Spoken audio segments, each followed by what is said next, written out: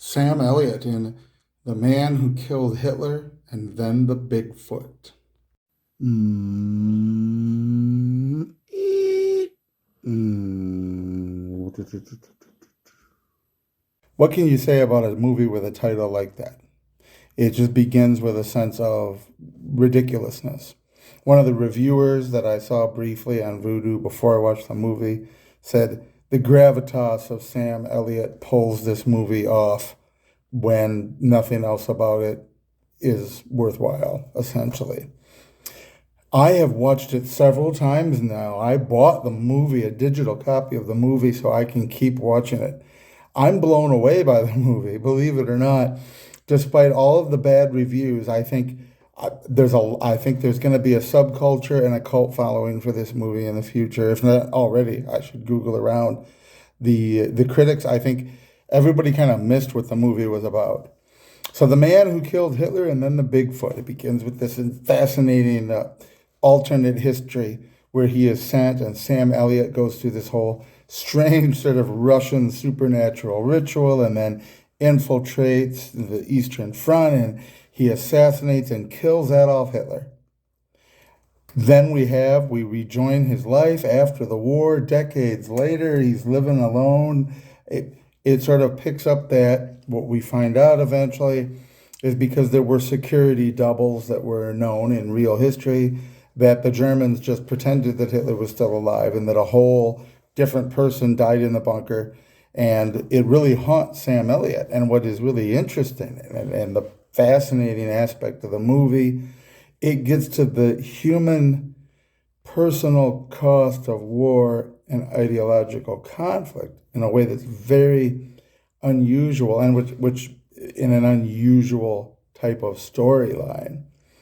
He regrets killing Hitler. You can see that there's a certain guilt. And when he does meet someone who's the descendant of someone from the inner circle in intelligence that basically says, what an honor it is to meet you because, you killed, and he stops him and won't let him say it. Yeah, I killed him. He said, and by the time I got to him, his ideas had outgrown him, and ultimately it changed nothing in the outcome of world history except that he was sick and shaking and losing his mind. And basically, Sam Elliott is haunted by the idea that he just murdered a sick old man who was out of his mind, is essentially how he felt about it.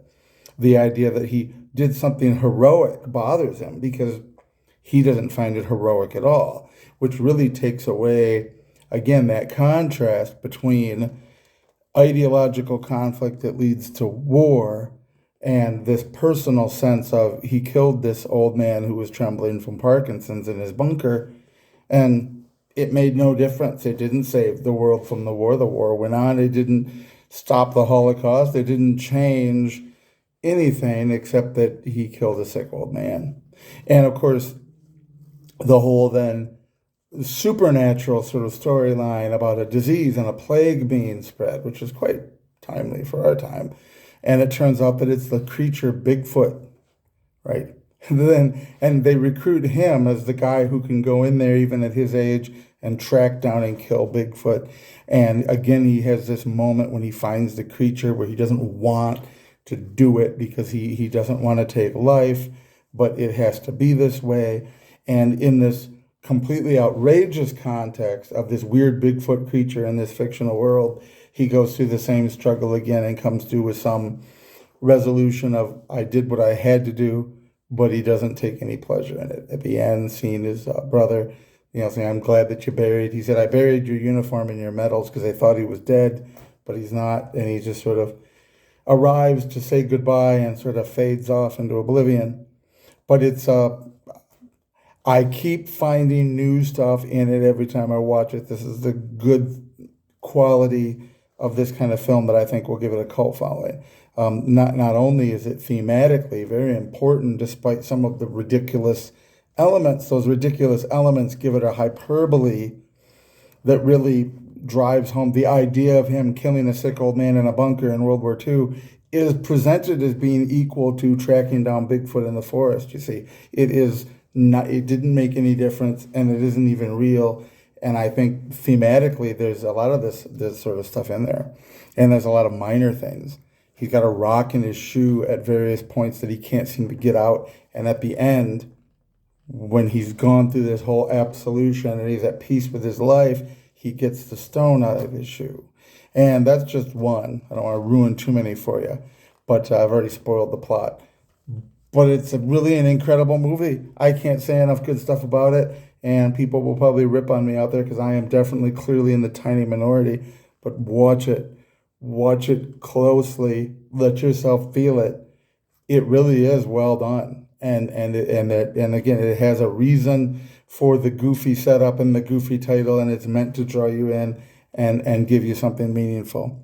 So go see it. The Man Who Killed Hitler, and then the Bigfoot. God bless America. What's the problem? What did you bury?